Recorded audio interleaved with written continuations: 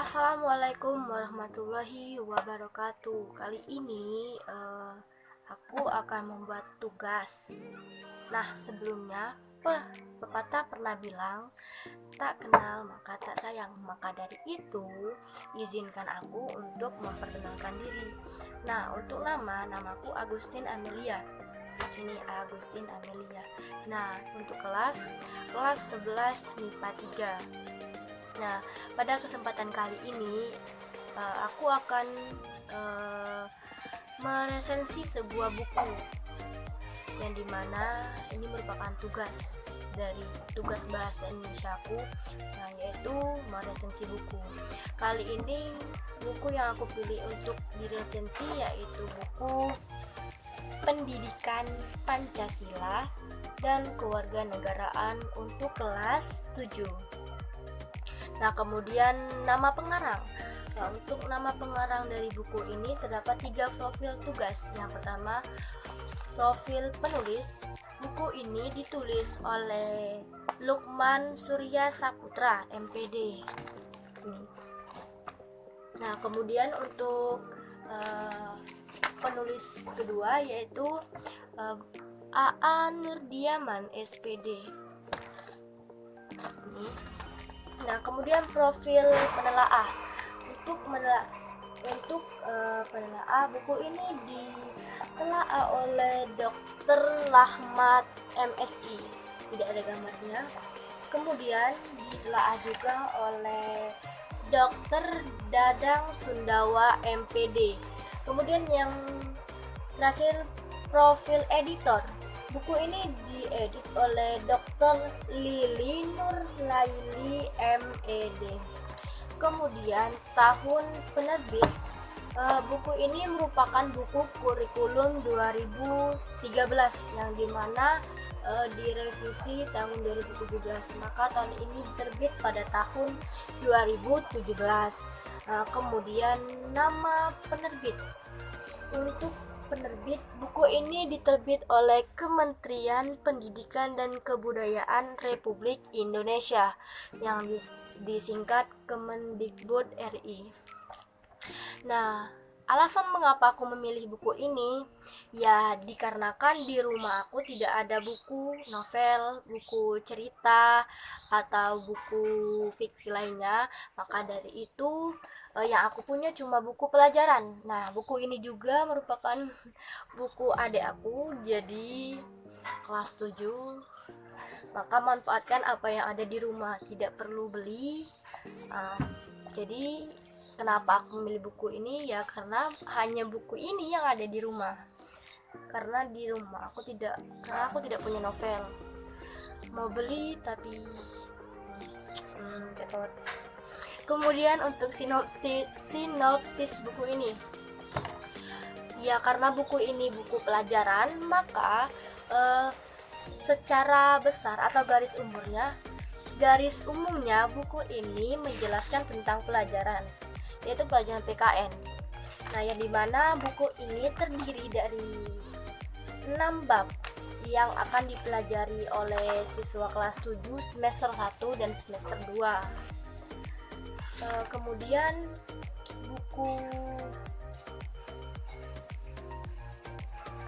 untuk kelebihan dari buku ini yaitu buku ini terdapat gambar yang dimana bisa menarik siswa untuk belajar, untuk membuka buku, karena setiap siswa itu memiliki tipikal belajar yang berbeda.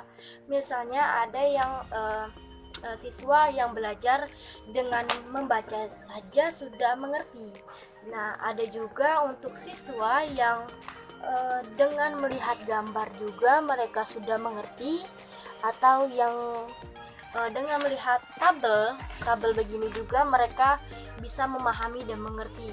Nah, jadi kelebihan buku ini terdapat banyak gambar-gambar yang mudah untuk dimengerti, kemudian banyak tabel-tabel. Nah, kemudian buku ini juga terdapat buku ini juga terdapat tugas-tugas yang dimana tugasnya bisa kita cari dengan cara membaca di sekitar tugasnya. Maksudnya gini, tugas yang tercantum di buku ini jawabannya juga ada di buku ini dengan catatan kita harus membacanya. Nah, jadi tidak perlu lagi untuk mencari jawaban di luar dari buku ini kan.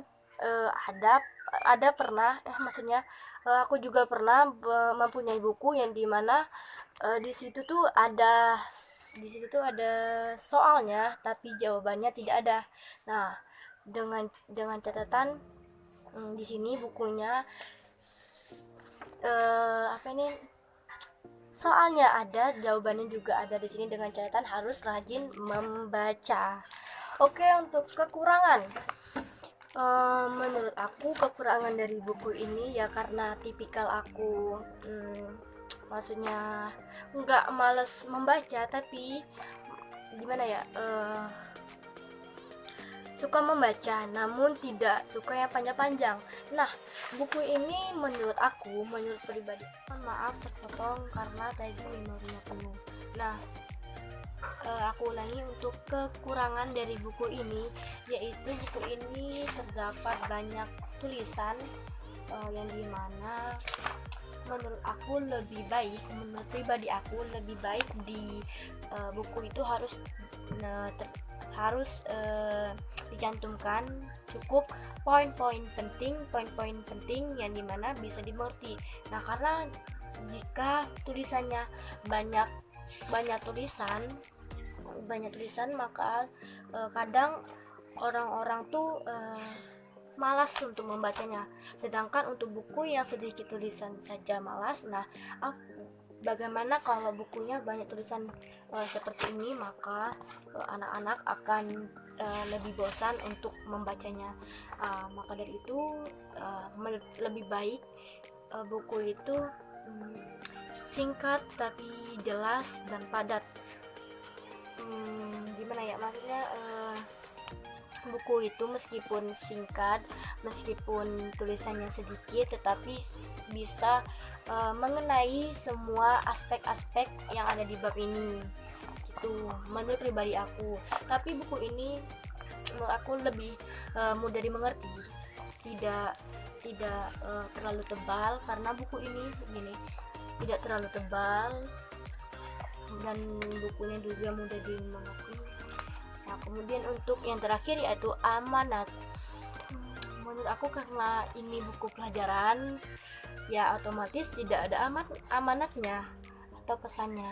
Namun untuk pesan dari aku,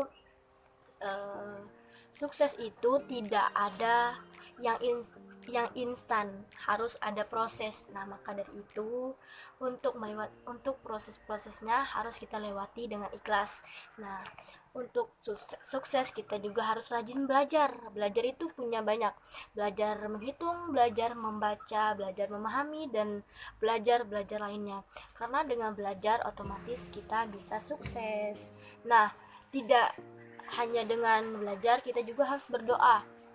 Karena usaha tanpa doa itu juga tidak seimbang, apalagi cuma doa saja namun usahanya malas. Nah, maka dari itu sukses pun tidak akan digapai.